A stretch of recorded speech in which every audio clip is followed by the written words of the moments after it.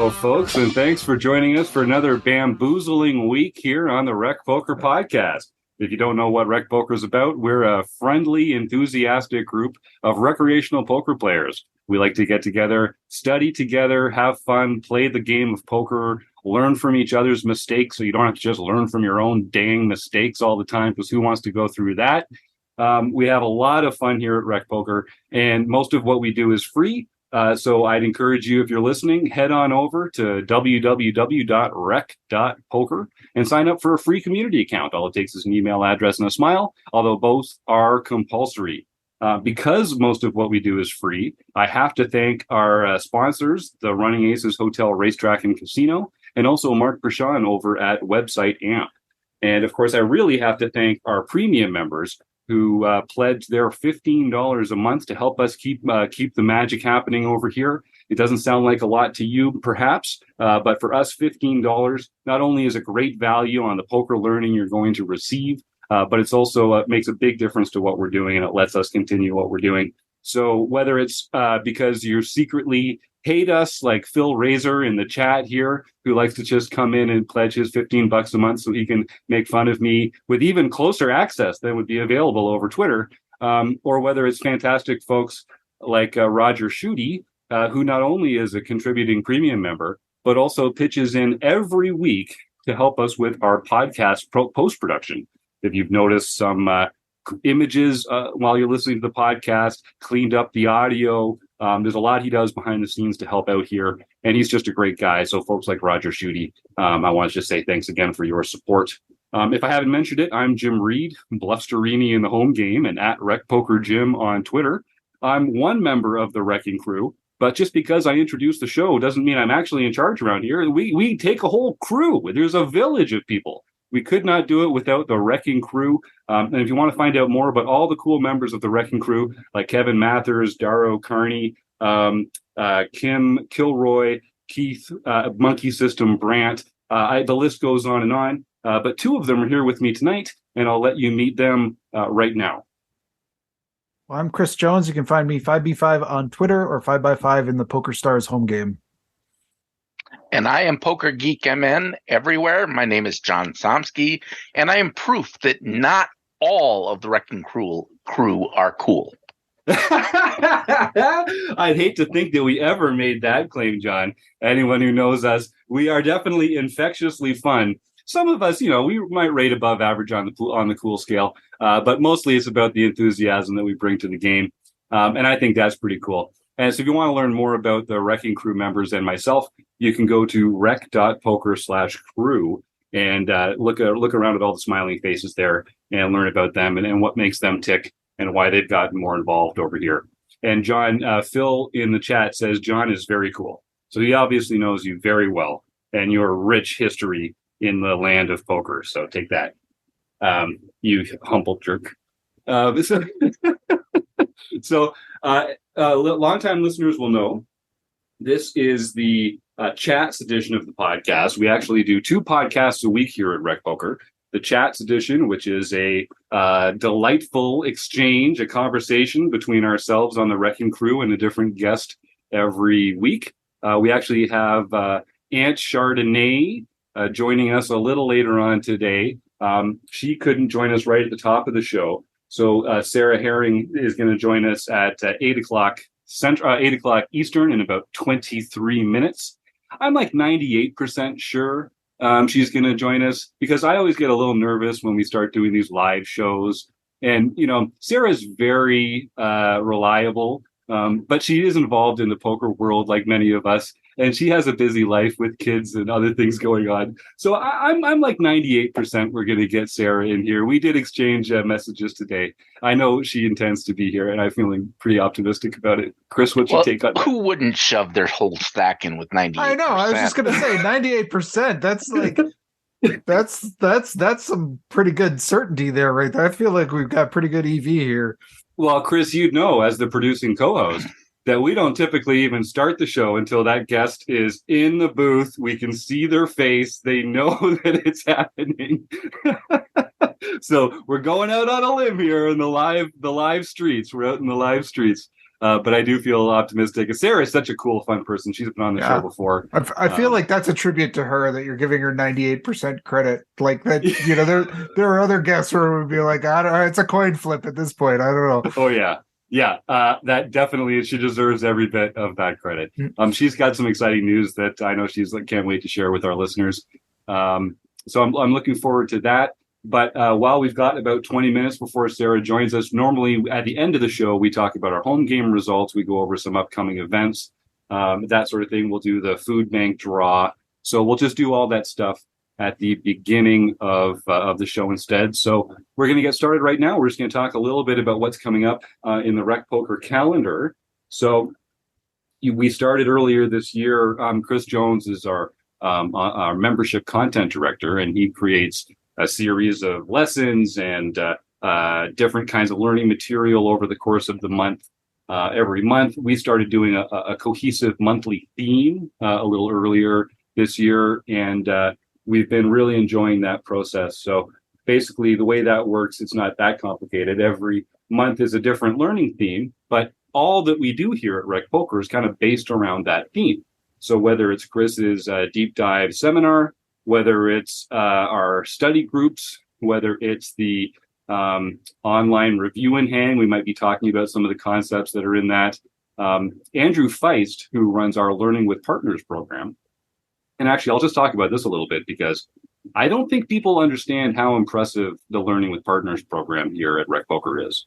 So I told you at the top of the show, it's $15 a month to join our premium membership. And if you use the code Rec Poker, it's only $5.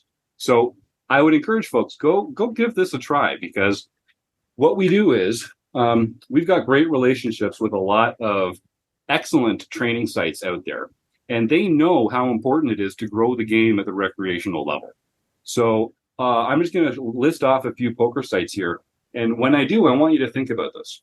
These places, they charge $40, $50, $100, $200 a month to join their premium training sites to get this tip of the spear training material in the poker world that they produce. They're all poker geniuses. This is the Rec Poker podcast, but these are pro players and coaches that know more about poker than anyone on the panel here they've forgotten more than we've already learned, and we don't pretend to be in their class when it comes to really high level poker knowledge. That's, we're kind of in between. We bring recreational players up to the point where they can take advantage of that amazing stuff, but we don't pretend to be the best players in the world. We just love the freaking game more than anybody. So these amazing training sites, they give Rec Poker Premium members access behind their paywall. So if you're a Rec Poker Premium member, for $15 a month, every month, you get to go and take a look at things from the Poker Forge, Solve for Why, PokerCoaching.com, Learn Pro Poker, Red Chip Poker, and a couple others that we don't do every month. But you can go and get fantastic things from Gareth James's MTT Poker Academy, and a lot more beyond that. You get backstage access to things like KL Clayton's Range Trainer Pro, advanced poker training from Steve and Alan Blay. So at this point, we've been doing this for a couple of years.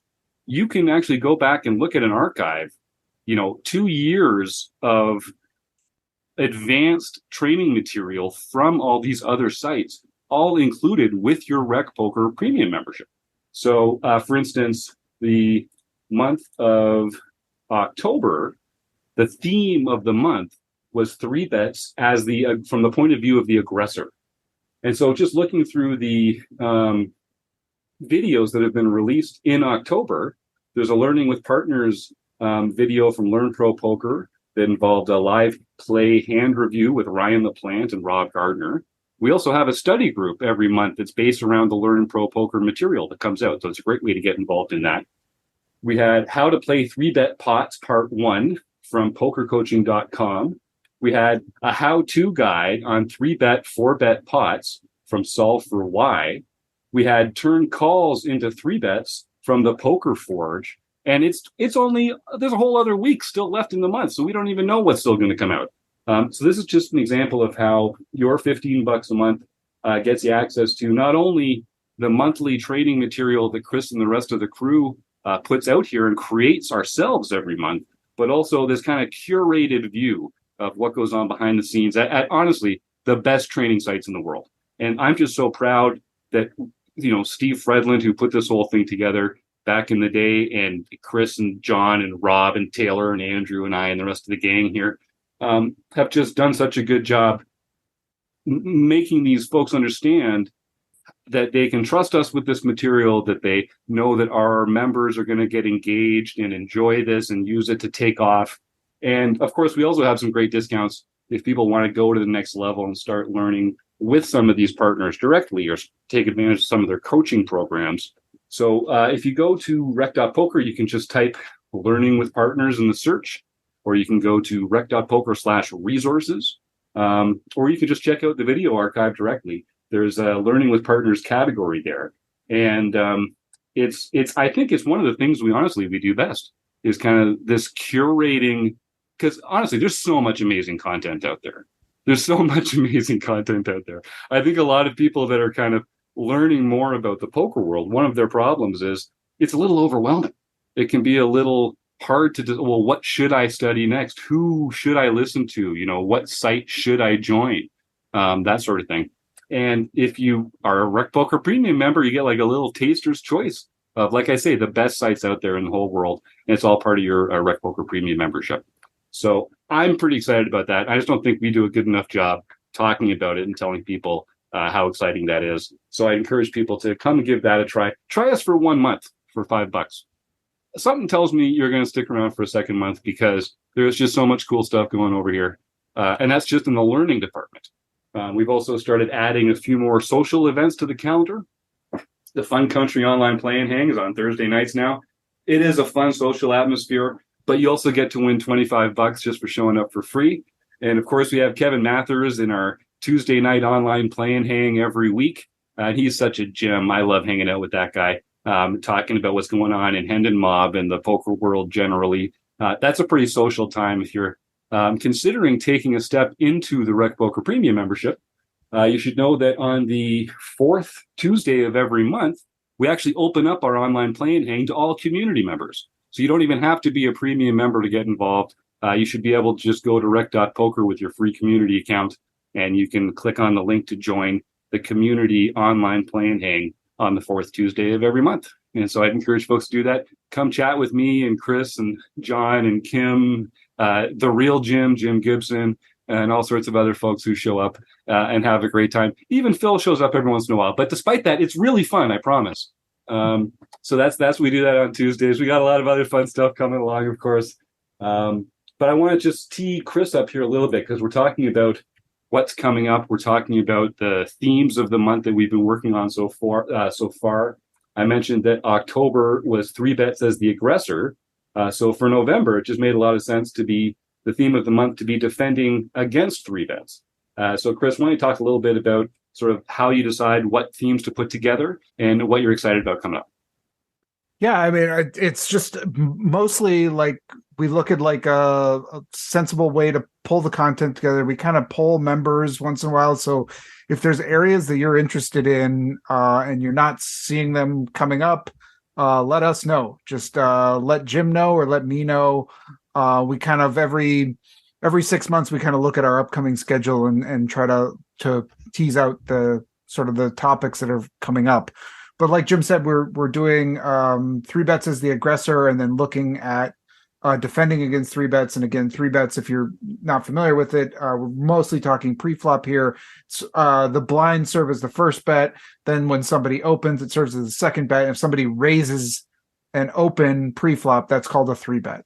And so we're looking at both taking that action ourselves and how to protect ourselves or defend against those kinds of actions. We're looking at those October, November. Then in December, we're getting ready to talk, and I think this has been a really one that has a topic that's been requested quite a bit, and that is playing against limpers.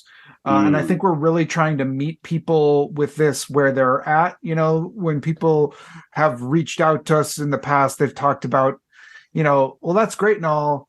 Nobody in my game plays GTO, and I usually see 5 or 6 limps, and I don't know what do I do against that? And so we're going to really talk about approaching our play against a sort of a limp happy table. We're gearing up to do our play and learn session. We've got some plants in the audience for that to take on some different limping styles. It should be a fun thing. We'll have lots to talk about coming out of that. And then in the new year, another one that I think just in January, our theme that has another one that has been as a result of people's request, and it's a very complicated topic, but we're going to talk about approaching multi-way hands. And how do we when we go post flop, because that's another thing that people see, all these solvers are for heads up, and everyone's in the GTO world's really a lot of the times talking about heads up, but when I go to a post flop, I got 3, 4, 5, 6 people coming along with me. Now what do I do? And so we're gonna try to break that down as best we can, and talk through those topics. So those are kind of the ones that are really on the near term. We got some other ones coming up after that, but I think there'll be some good topics for us. Yeah, you talked, we listened. You said bring us more of the stuff that's applicable in the games that we're playing. And so defending against 3 bets, playing against limpers, and approaching multi-way hands. Those are 3 spots where if you can pay attention that month, watch some of the videos. I do encourage people, join the sessions that we have. We have multiple sessions throughout the week, often more than one each day, where we discuss poker strategy, we review hands. There's the book study. We use tools to analyze particular spots. There's a lot of different actively engaging Zoom calls or streams where you can get involved, ask questions, answer questions, think about things. And, sometimes you can win prizes, but sometimes it turns out that the real prizes were the knowledge that we gained along the way. And there's a lot of that going on over here. So I'd encourage people to check that out. And yeah, we're getting some great comments in the YouTube chat. And I love it when folks come and tune in live on Monday nights at 7:30 Eastern on YouTube. Because it's more fun. It's more fun when you have more people in the chat. Great comment from Michael Pinciero here. Sounds like my home game. Limp, limp, limp. Yeah, exactly. And we've got Dark Angel in the house. Thank you, Donna. It's always nice to see you in here. There's Phil. And then Joe Coolis, another great guy who I'm really happy to see in the chat every time. I see Martha's in there. The real Jim Gibson's here. How about that? Fantastic. So we're going to have some fun with that, I think. And I think we'll probably get why don't we get our food bank draw out of the way early so that folks can pay attention to Sarah. Because I know once we finish the interview, Chris, we're going to have to wrap out of here pretty quickly because you are recording and hosting the Play Along seminar tonight. So why don't people start entering the words food bank into the chat right now? And I just want to remind people, food insecurity is something that affects more people than you might think. And a great way to help with a global problem that might nevertheless be in your backyard is to just donate some time or some money or some non-perishable food to a food bank near you. And if you just Google food bank near me, you'll find someone or an organization that needs your help. So while folks are typing the words food bank into the chat, John Somsky, why don't you take a look at the home game winners from this past week and lead us through that list of heroes. Quick question, Jim, because I don't think I heard it. What are people trying to win with their by entering food bank into the chat? What a great question, Chris. Last week we gave away. I'm going to duck you some points though because we should have interrupted John with that. We should have let John get going and interrupt him with that. But okay, we'll get it, Chris. So we try and give away something interesting every week. Last week, it was a copy of Matt Matros's book, The Poker Brain. The week before that, I think we gave away a month at Learn Pro Poker because it was Kim won it that Sunday, and she already had a lifetime membership. Tonight, we're going to give away a free month of Rec Poker membership, and I've already been teasing it for the last 20 minutes. You know how much fun it is, how great it can be. If you are the winner and you are not a Rec Poker Premium member, bam, congratulations. Email me, jim@rec.poker, and I'll set you up with a free month. If you are a free premium member already, we'll take that $15 and apply it towards a credit against any of the coaching or learning or training materials that we have available in our shop. Any of the one-on-one video review, database review options, anything like that you find under our coaching tab in the shop, working with Wrecking Crew members who want to help you take your game to the next level. We'll take that same $15 and apply that towards that. Thanks for setting me up there, Chris. So yeah, I see a few people have entered Food Bank in there, but John, why don't you lead us through the home game heroes for now? All right, we have Cisco Kid 27, Charles Smith won his first nightly victory for the year. B-Chip Charles Allen got his 7th. He is slaying. He is. He's had a hot streak lately. DCS 2005, Jack LaRue got his 3rd nightly victory. Way to go, Ivor Big One got his first nightly victory for the year. Nice. Pet Bet 33 got back. Her 9th nightly victory for the year. And then Les Paul 99, Michael Pinciero got his 3rd nightly victory for the year. In the chat tonight. Nice work, Michael. And then on to the mixed game events. B-Chip Charles Allen got his 3rd daily mixed practice victory for the year. He really is on fire. That's amazing. Then 7 High 11 got his 2nd international victory. All right. Yep. Nice work, John. Izinma got his 4th international rolls off victory. the tongue. You're so good at that now, John. It actually kind of like I'm a little disappointed how easily you just roll that baby off. Izinma has been winning for a long time now because he was one of the first people that we used to make fun of you for mispronouncing their name, if memory serves. Yes, I cried several nights about that as I fell asleep, holding myself, weeping. Yep, that sounds like us, bunch of jerks. Someday we'll go back and I think we got to go back to some of those old episodes and just get some audio clips of the first time Izinma shows up. I think I love that plan. Those would be good. Let's do that for the Christmas special or for John the Halloween spook special. You just want me to cry all the time. LPP Sunday event then on October 23rd. John Lutz got his first victory. So he can contact Jim at rec.poker for his free month at Learn Pro Poker. That's beautiful. And John, I think you might have won this already, but you know how it works, buddy. Send me an email, John Letzi, Jim at rec.poker. You're going to love what's going on there at Learn Pro Poker. Getting a free month there is no mean feat.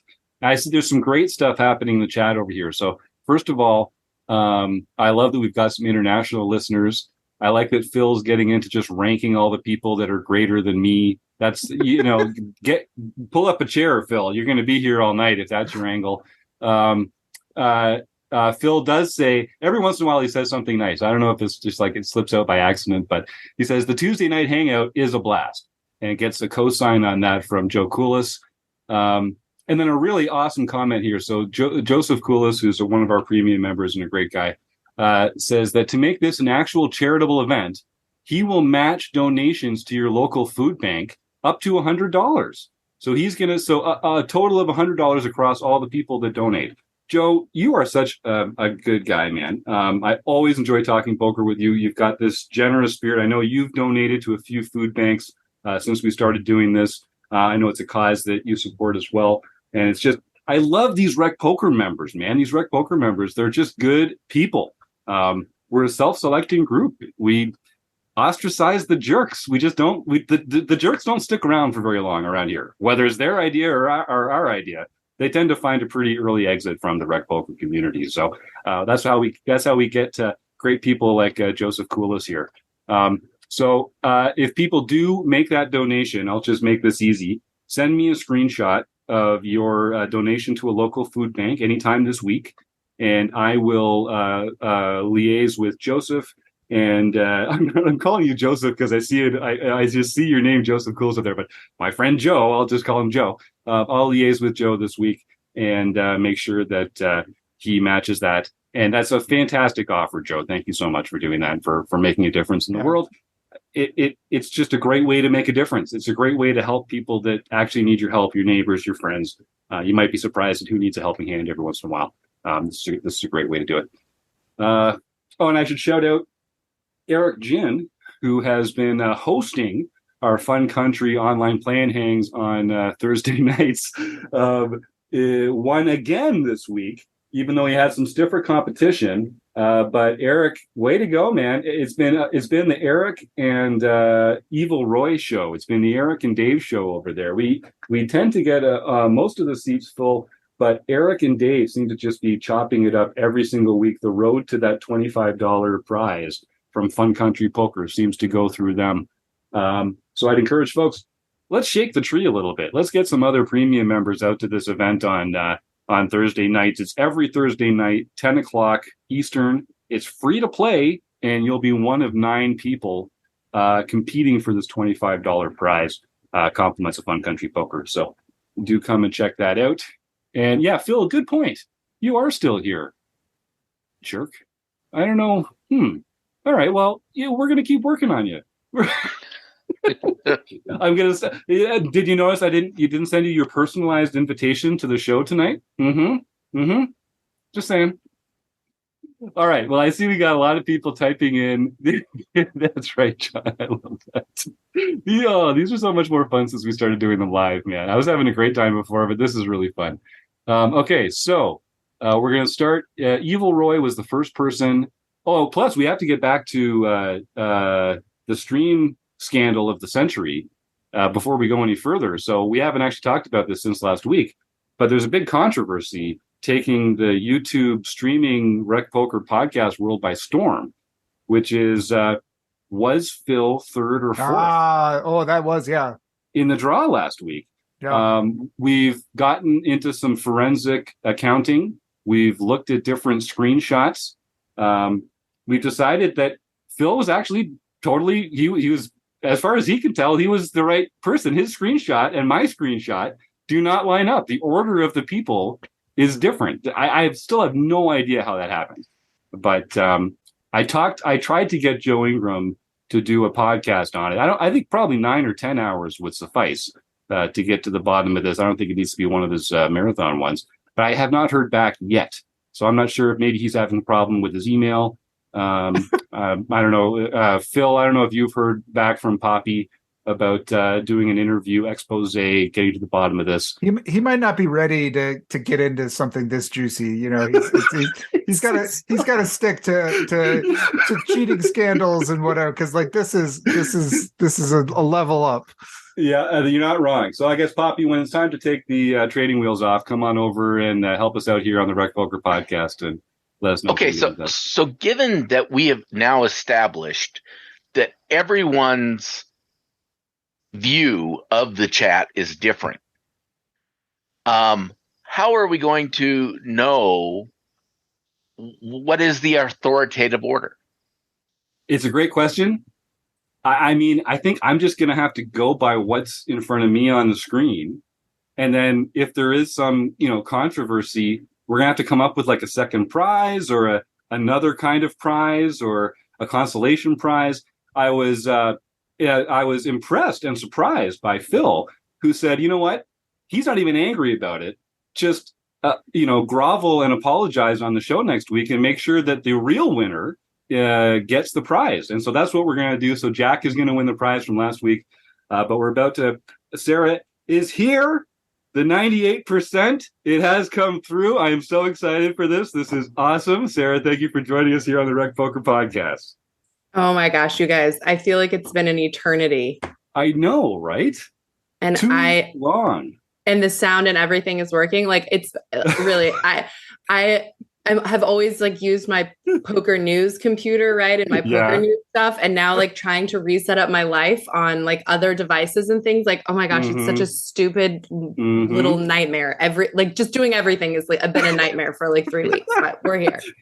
Well, I'm so glad you joined us. We're just about to roll a die to see who's going to win the draw this week. And then we're going to get right back into the interview with you because you've got some exciting news. And you're such a, we're all such big fans of what you've done and what you're getting into. This is going to be a lot of fun.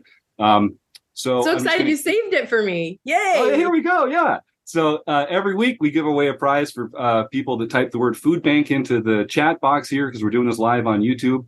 So I think we've got, starting with Dave, that's 1, 2, 3, 4, 5, 6. So that's boring. We get to just roll a boring old 6-sided die. There you go. No, there it is. You can see it there. We do have nerdier dice available, but tonight it's just an old six banger. Let's see how she goes. Don't be a one. It's a one. You made it happen. Well, it's been a lot. I'm even rolling like different dice for this. Last time I did this 6-sided one, I chose a different color. It encourages people to go. I mean, you got to be quick on the. It does. Yeah. But it's almost like he flips a coin, and if it's heads, it's a one. Otherwise, tails, it's every other number. Yeah, that's right. Okay, well, that was Evil Roy Slade, Dave Westerveld. So Dave got to be one of the. So Dave's a premium member here at Rec Poker. He's pledged his $15 a month to help out with what we're doing, and he is definitely making bank this year. He's won free months. He's won coaching credits. He's won more $25 prizes in the online play and hang than anybody else. He told me last week he's officially in the black. He's making money through his Rec Poker Premium membership. So congratulations to Dave. If you're listening, well, I know you're listening because you're watching us live. Send me that email, my friend, jim@rec.poker, and we'll get you all set up there. So, Sarah, so you've got some fans in the YouTube chat already. Donna Dark Angel, who I know you're familiar with, says, Yes. Hi, Sarah. Congrats on the new show and good luck with it. So, yeah, she knows what's up. Dude, me and Donna, we go way back. I feel like the female community, right, is small enough, but there's also there's a certain small community that's kind of active, I feel like, on Twitter that pays attention to what's going on, and you just get to know each other, whether it's in real life, in the social media land, you get to know each other for sure.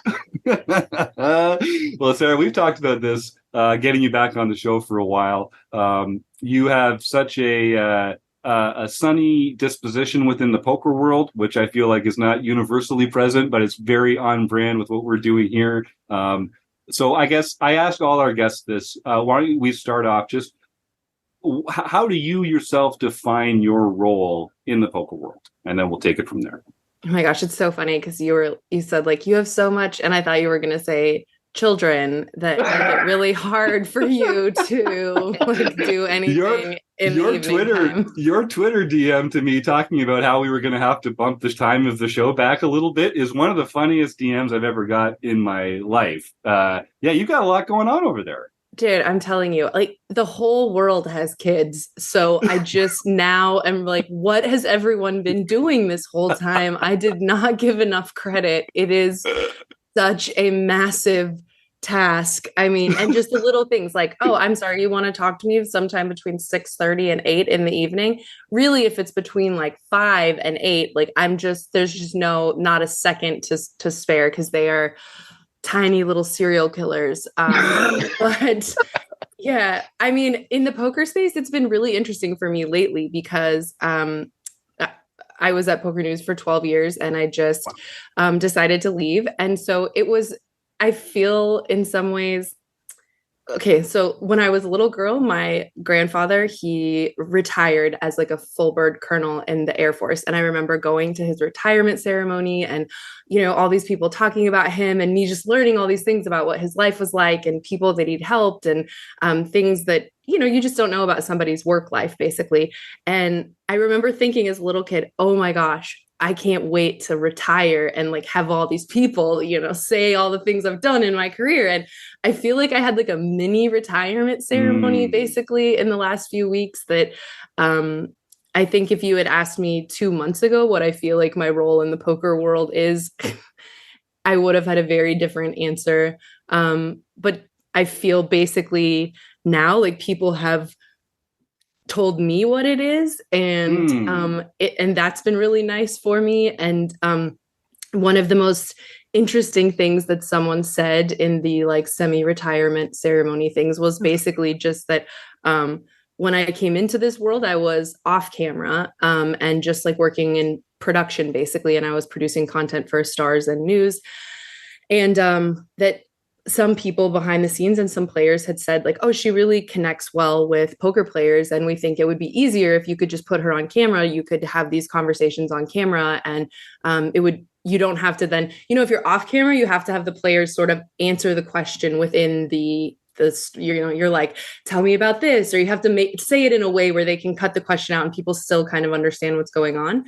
And they said, if you just had Sarah there, then you wouldn't have to do that. And the poker players wouldn't have to think so much about how they're answering, and they could just be present. And that I think it's been my pleasure to get to share a lot of the stories of poker players and personality and people in the media and people that you didn't know or don't know who are having deep runs in events. Or I think it's one of the greatest and best things that I've done in the last decade has just been to share other people's stories, basically.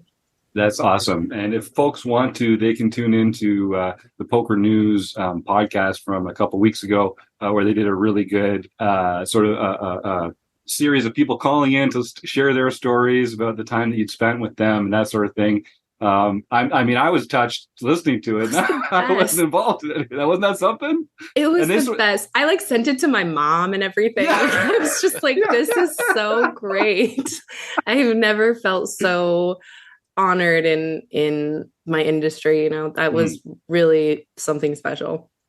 Well, I'm not going to ask you to rank any of those things or who your favorite or least favorite guests were, or any of that, because obviously it's a lot, and it's all very fresh right now.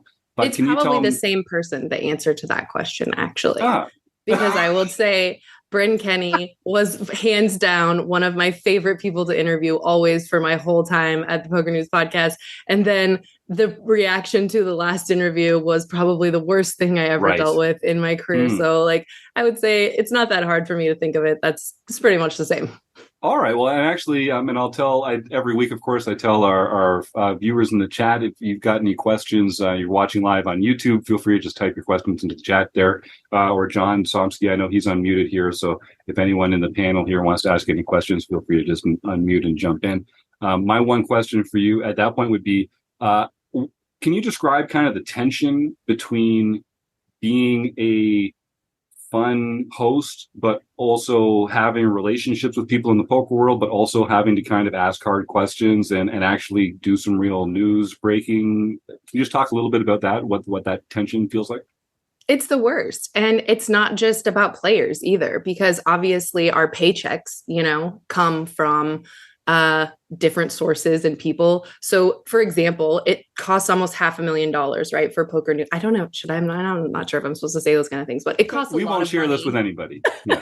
It costs a lot of money to go to the World Series and to send a team of 50 people to somewhere for 2 months. And you have to pay, it costs a lot of money, right? So then also you have to go out and you have to find sponsors and you have to find people willing to pay for you to be there. And so then you develop all these relationships also outside of just the players and what you're saying about them. And of course, almost everybody who has money to spend to do these things also has a vested interest in whatever they're doing. And they also oftentimes are parts of news stories that are either flattering or not flattering. And when it's not flattering, that's complicated. And the same with players. And I think even more so with the players, it's difficult because we ask them all of the time for their time and energy for free. Right? The players don't get anything when they talk to us. And so pissing people off is not a particularly advantageous thing in the long run. And it's so interesting because I don't think of myself as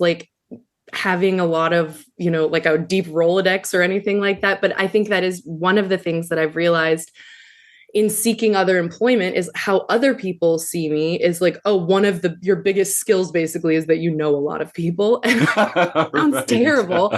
But if you go around, pissing all of those people off, you could build your own brand for sure. And you could make your own type of content, which I hats off so much to people who are able to do that. But if you need to have a regular paycheck in a regular life, it is definitely a tough balance. And for me, I've tried to let other people tell their own stories. And honestly, when I was done with the Bryn interview, I felt great about everything, which sounds so crazy after everything that happened. But I felt really awesome because I went into it with the goal of just letting him speak. I'd never expected to have all of the questions or to be this like interrogator or something.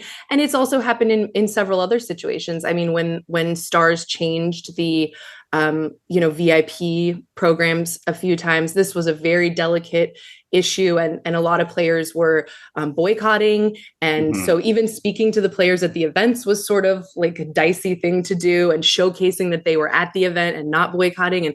And there's been quite a few situations where I felt like the best thing that I could do is just let other people talk about their stuff. I'm not an expert at almost any of these things, and the minutia in poker is so key, and so many people are such experts at every little thing that I'm never gonna be that, and I think I will continue to just try to let other people either dig their own graves or tell their own stories or let the things stand for themselves. I don't feel like that's my job. Good answer. But other people do feel like that for sure. Well, everyone's got opinions are like belly buttons, right? Everybody's got one. Well, I just wanted to say, at least from my point of view, I think you did a really good job during that interview. It was a very difficult situation to be in. It's really hard when someone you have grown to know and like is faced with something like that, and you don't want to believe it, and all of that type of stuff. And if you hadn't been there, we wouldn't have had a chance to hear from him.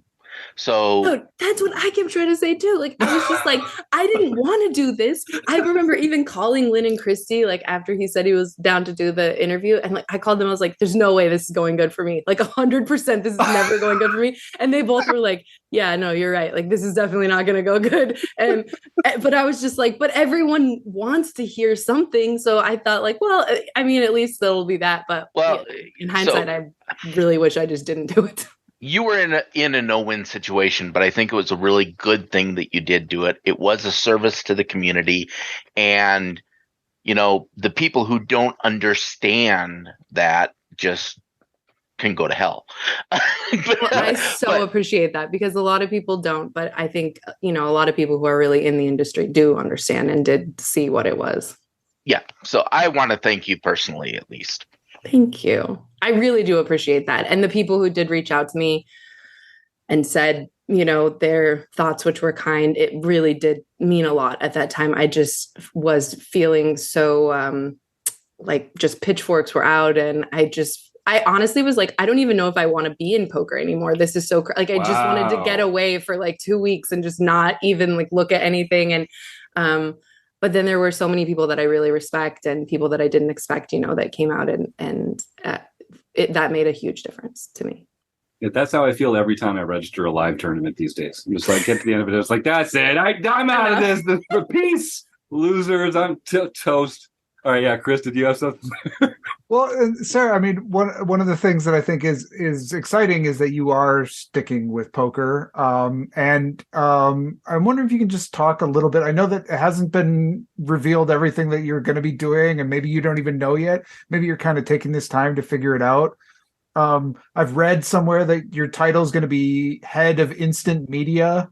I'm not sure what that means, but I'm wondering if you can kind of like, help us understand what you see your role being now in this kind of transition for you. It is so funny because the discussion on what my title should be was so epic. And I honestly just don't really care at all. And I think the hard thing is, even when people ask me, especially people who don't know poker, when they ask me, what do you do for a living? I'm just always, it's like, to even begin to explain what I do just seems so ridiculous. I always say I'm a presenter and producer in the poker space, which people are like, oh, that's so interesting. But really, it's like, I think my own role has changed so much because social media video has changed so much because it's so social media now, right? So I used to be doing a lot more. My background is in film and television. So coming into this, doing video was pretty much all my focus. And that's all I thought about. And now people don't have the attention span for that. And also the algorithms are not really pushing that. So when I came back from maternity this last year, and the Poker News had shifted to this sort of different corporate vibe or whatever. We didn't have somebody who was actively like managing all of the social media platforms. And so I just took on the role at Poker News, which I think we called digital media manager. So it was running the social channels and then also the YouTube. And so, I mean, gosh, in the 2 years, and I give so much credit to Poker News for giving me the space to do this. Like, I just had to learn a lot. I am not like a very active person on social media. I'm not particularly interested in social media in my personal life, but I spent a lot of time digging into this short form video content, into some of these new and emerging platforms. And, I don't think you could be using YouTube at this point and not diving into shorts as much as you can. Instagram, we all love Instagram. If you're not doing the reels, you're completely missing out on everything that's happening. I've gotten into the TikTok now. It's really sad. I'm like a close to 40-year-old woman now. I'm on the TikToky. Exactly. And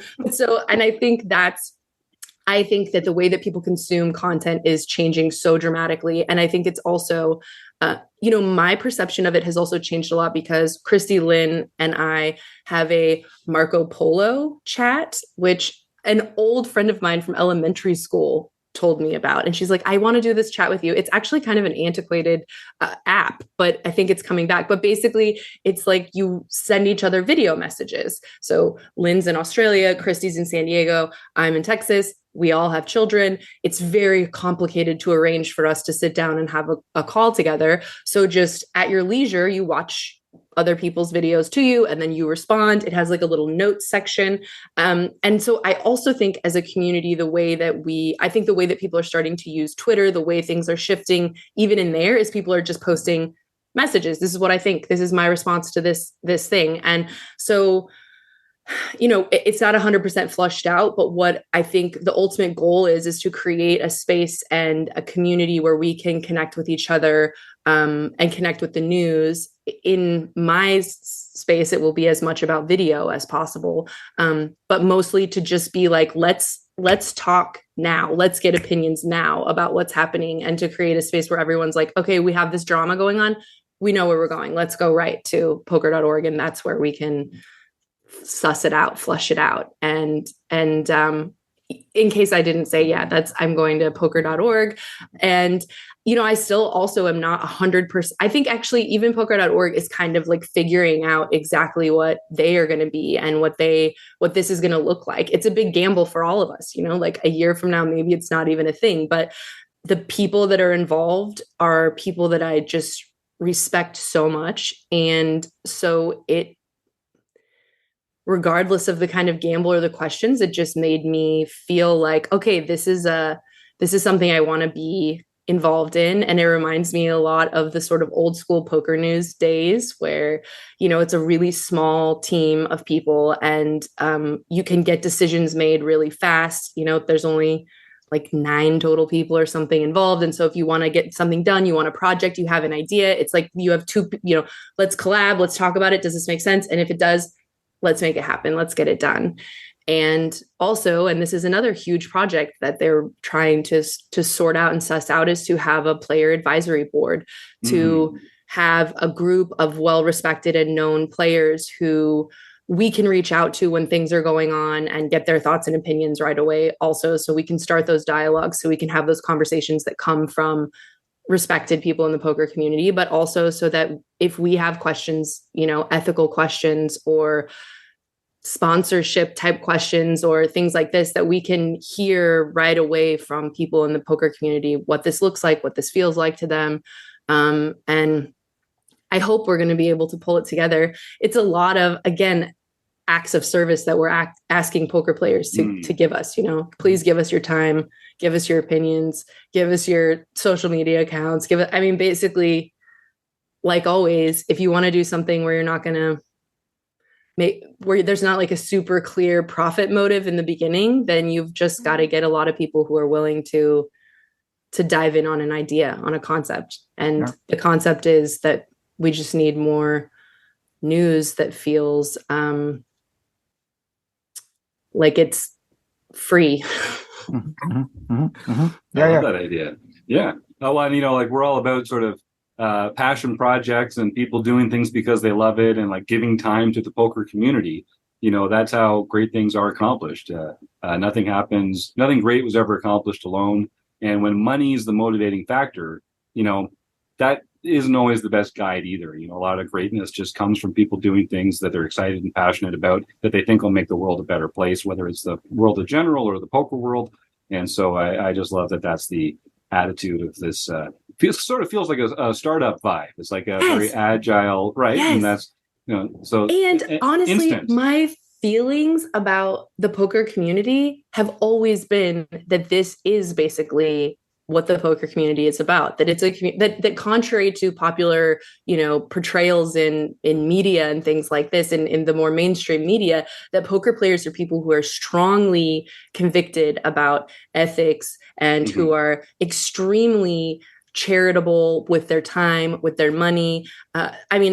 Honestly, the last year has just made my head explode, to be fair. I think I've said it a lot of times, but I've been very naive about things going on and goings on in the poker world. And actually, I always thought at the highest levels was the places where people were so above board and they were so self-policing and all this. I was such a moron now when I think about things, but I'm still going to keep this dream and this vibe alive. And I believe that most of the people that I know personally in the poker world are trying to do this and are trying to make the poker space as transparent as possible.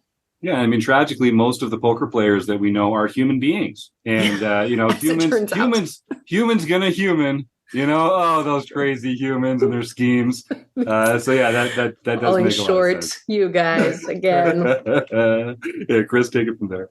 Well, and I have some audience questions here which I want to get to, but just if you're still workshopping the title, I loved how you described how there's this drama out there, let's suss it out. So maybe Chief Susser of Drama or something might be a nice title there. Honestly, some of the ones that I came up with, I think people were just this is ridiculous. Oh, man. I think one of the ones I said was czar of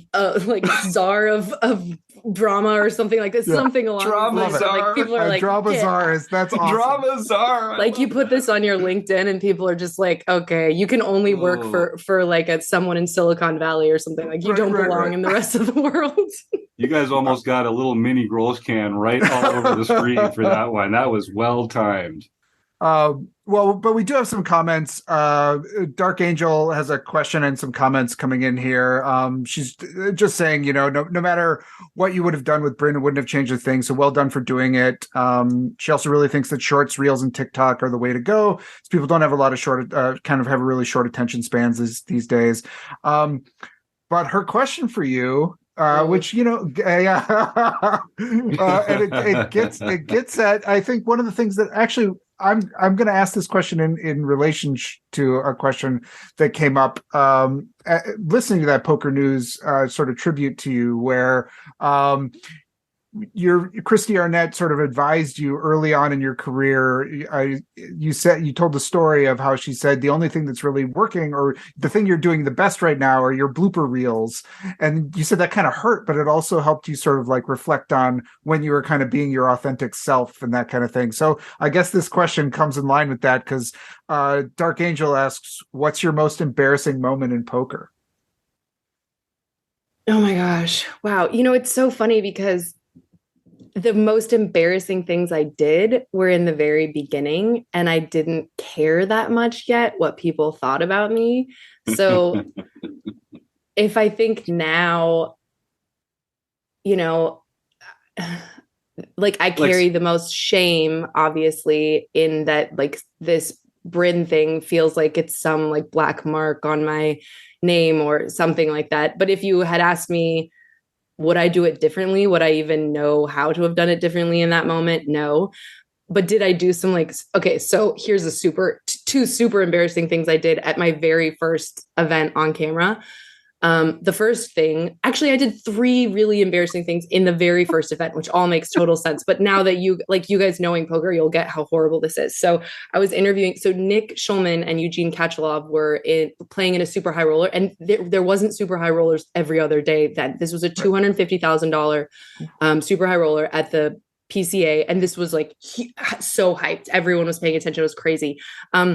I think it ended up being Eugene and Daniel Negreanu heads up, which was huge because then Daniel was going to take over the money. But at the time, it was still the final table, and it was Nick Schulman sitting with Eugene Kachalov, and they were best friends, right? So this is such an interesting story. Oh, this is so juicy.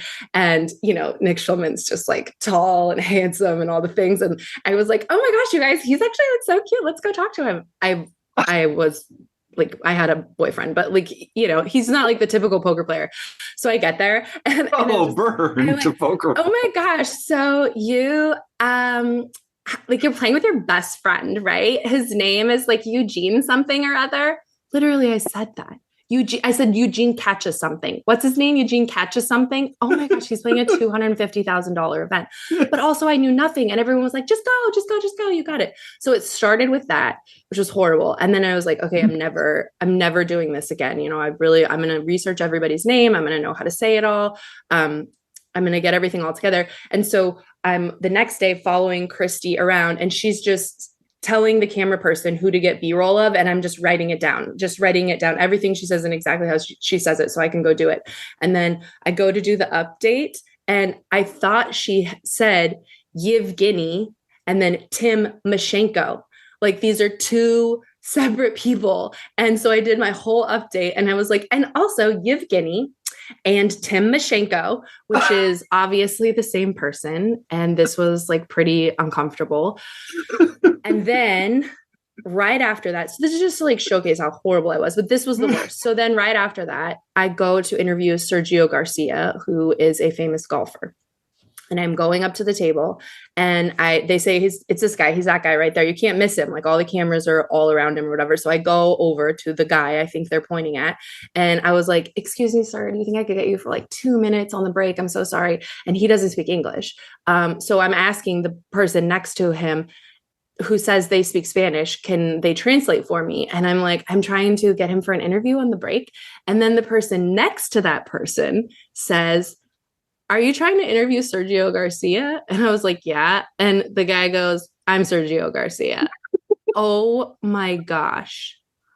I turned bright red. And then I messed up that interview so bad too when I was doing it. And he was so gracious and so kind. I can't even believe how patient and wonderful he was. Honestly, I was so lucky. Same, Nick Schulman. I was so lucky. The people were so nice to me. And I just didn't know yet to care. I had just come from working in Hollywood, right? So I was like, oh, I've like been working with, you know, A-list celebs. So who cares about like these people or whatever? Oh my gosh, Sergio Garcia, Nick Schulman, Eugene Kachalov. Yeah, I mean, now I just realized but fortunately I didn't know enough to be super embarrassed yet, but I am very embarrassed now thinking back on it. Well, and it just goes to show for our listeners at home. I mean, and look how it turned out for you. You know, a couple missteps early. Keep trucking along, guys. Yeah, exactly. Just keep reading the blogs. You'll figure out who people are eventually.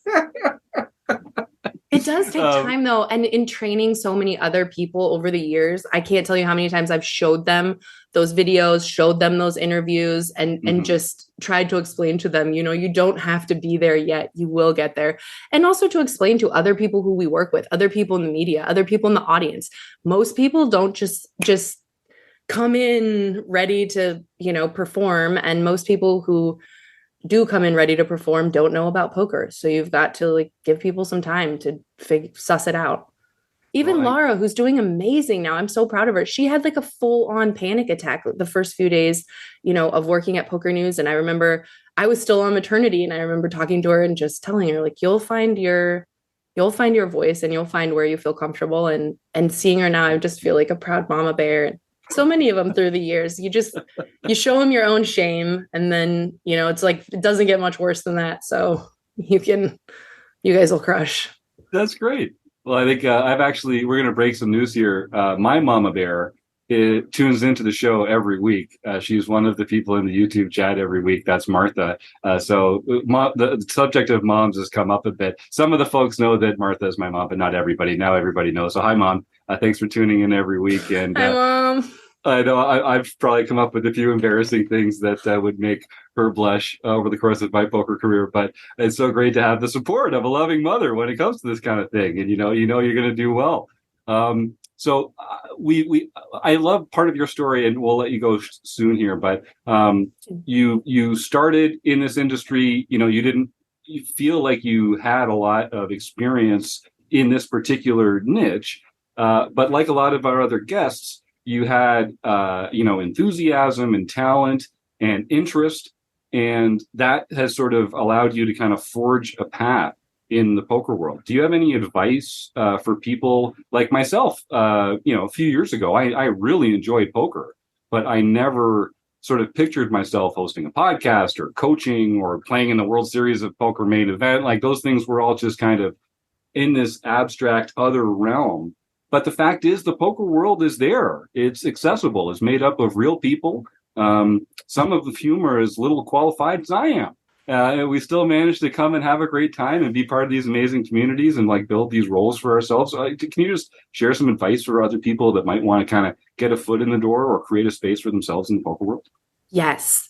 Two things, which are both the same, I would say. Number one, I had a path for myself, right, that I saw and that I thought I was going to be a filmmaker. I was going to do, everything I did was going in this direction.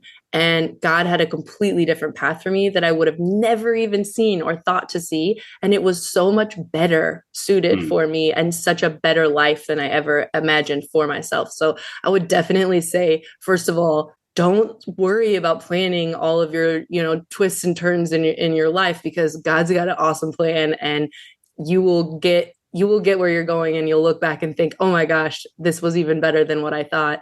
And part of that, I think part of what comes with that is just being, like you said, embracing and jumping into things that you don't know about, that you're not sure about. And this is exactly what I was saying to Chad at the end of the last podcast, because Chad's someone who always, so the podcast is not something I ever wanted to do. It's not something I ever saw myself doing. It's something I enjoyed listening to other people do. But when there was an opening, because everyone was leaving, basically, I just didn't want to see it die. So I was like, you know what? I'll try this. I'll jump into it. And then when they said, we're not going to give you any more money for it, I used to have an editor for the podcast, right? And then there was a period where Poker News was like, no, we're not paying for that. It doesn't make any money. So I was like, okay, I'll figure out how to edit the podcast. And the same with like making thumbnails. And as these things started to come to me, the same social media, I wasn't particularly interested in it. And now it's pretty clear this is the direction where my career is going next. And so I just think that you think you know what's right for you or what you're interested or what you like. But when there's little opportunities or little windows or new things to learn and check out, just do it and you'll figure it out. And honestly, everyone I've ever hired, some of the people that I thought were going to be so amazing because they already had the skills were the worst to work with. And some of the people who were just the most open to learning and the most, when they had questions, they're down to just like deep dive on YouTube really quick and figure out how to like edit something up, or, you don't have to know everything, but if you are willing to try and swing at it, I just think the world has so much to offer, and you might be surprised where your path ends up. Even the dice thing, dude, I got so into games. Someone just said something at an event. I think it was Scott Seaver, and he was talking to someone on the plane on the way home, and he was talking about how gaming was such an important part of how he grew up. And I was pregnant at the time, and I told my husband, like, I want to be a gamer. I want my kids to know about games. And so we just like went into it. We got the game table, all the games. I went crazy for a few years and I love it. Yes, I love it. And I would have never, I don't know. It's like you already think you know what you love and you want, and you've got your hobbies and things figured out, but like, dude, take a gamble for sure. That would be the best advice, right? Take a gamble, host a podcast. Why not? Yeah, I love it. That's beautiful. Well, thank you so much for coming on the show and sharing these fantastic 30 or 40 minutes that we've had together here. Oh my gosh, you guys, this went by like a blink of an eye. I know. Good times with good people, right? What can you do? It always feels like that.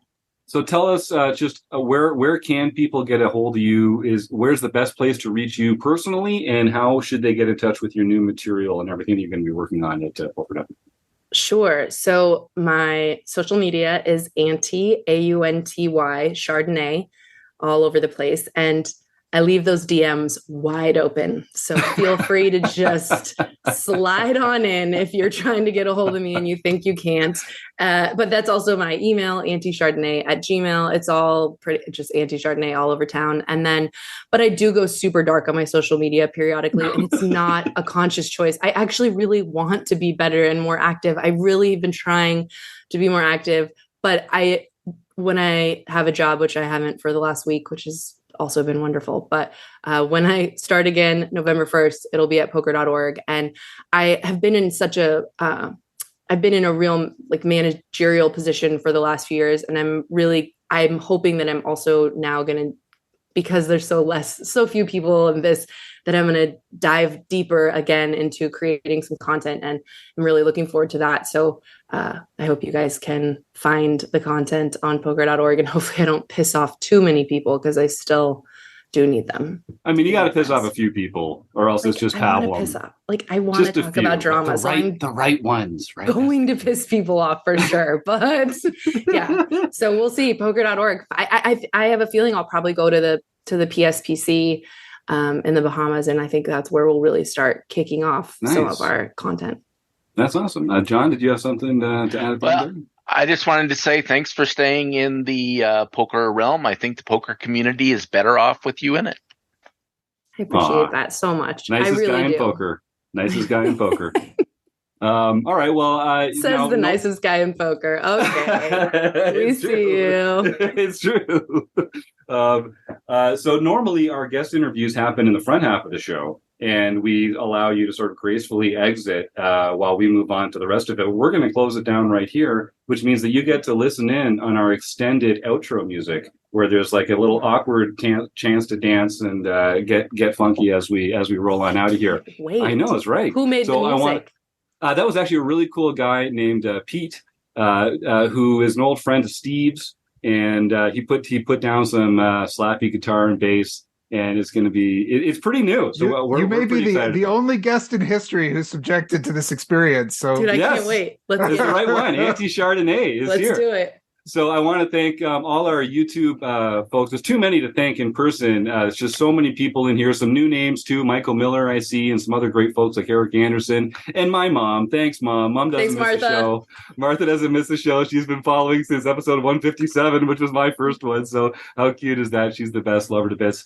And of course, I got to thank John and Chris for being here. Sarah freaking Herring. And our sponsors, the Running Aces Hotel, Racetrack, and Casino, and Mark Prashant at Website Amp, but mostly you, the listeners. Thank you so much for your support, and we'll see you again next week.